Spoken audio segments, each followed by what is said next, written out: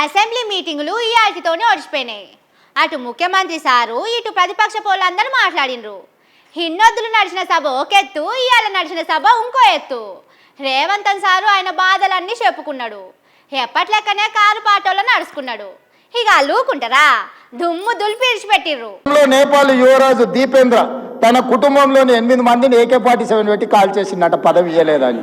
అట్లాంటి పరిస్థితులు తెలంగాణలో రాకుండా చూడండి అధ్యక్ష.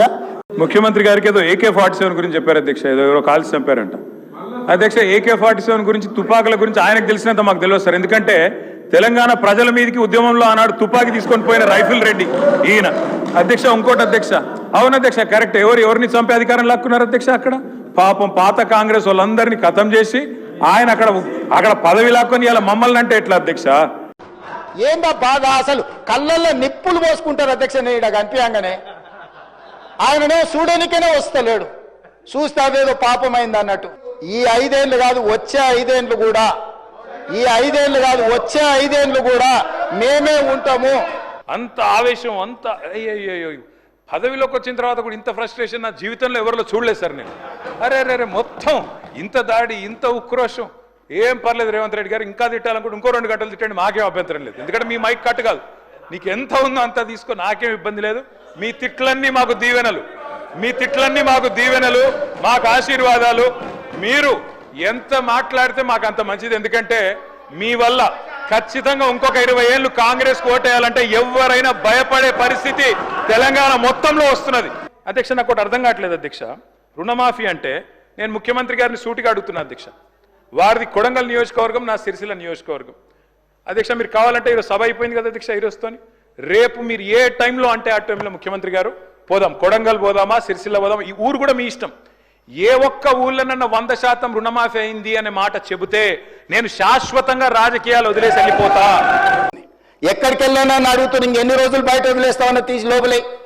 అసలు నువ్వు లోపలేస్తావనే కదా నీకు ముఖ్యమంత్రి పదవి చేసింది. నువ్వెందుకు ఇట్లా సమయం పాటిస్తున్నావు? లోపలేయమంటే కూడా నేను ఏ రోజు కూడా అటువైపు పోయలేదు అధ్యక్ష. నన్ను అరెస్టు చేసి జైలుకు పంపించి, చర్లపల్లి జైలుకు పంపించి, డిటెన్షన్ సెల్లో ఒక్క మనిషిని చూడకుండా నన్ను నిర్బంధించిన. ఇంకా విచిత్రం, నాకు ఇంకా గమ్మత్ అనిపించింది ఆయన అధ్యక్ష. ఆయన ఏమైనా స్వాతంత్ర ఉద్యమం చేసి జైలుకు పోయింది అధ్యక్ష? మీ ఇంటికి ఇవ్వాలి, నీ జూబ్లీ హిల్స్ ప్యాలెస్ మీదకి ప్రైవేట్ డ్రోన్ పంపితే ఊకుంటావా? అక్కడ నీ బిడ్డనో నీ వైఫో ఉంటే వాళ్ళని ఇష్టం ఉన్నట్టు ఫోటోలు తీస్తే ఊకుంటావా? ఎవరి ఇళ్లలో పడితే వాళ్ళ ఇళ్ళ దొరబడతా, నా ఇష్టం ఉన్నట్టు చేస్తా, అరాచకం చేస్తా అంటే ఊకుంటారా అధ్యక్ష? ఇది పద్ధతేనా అధ్యక్ష? అంటే మీ కాడికి వచ్చేవరకే కుటుంబాలు, మీ కాడికి వరకు వచ్చేవరకే భార్య పిల్లలు, వేరే వాళ్ళకి లేరా అధ్యక్ష భార్య పిల్లలు? మీరు ఆనాడు ఇష్టం ఉన్నట్టు మాట్లాడినప్పుడు, లేని రంకులు అంటగట్టినప్పుడు, ఇష్టం ఉన్న సంబంధాలు మాట్లాడినప్పుడు ఆ రోజు లేవా నీతులు? చివరికి మా ఇంట్లో పిల్లల్ని కూడా తిట్టింది మీరు కాదా? ఆనాడు మా ఇంట్లో చిన్న పిల్లల్ని పట్టుకొని, మైనర్ పిల్లల్ని పట్టుకొని బూతులు మాట్లాడింది మీరు కాదా?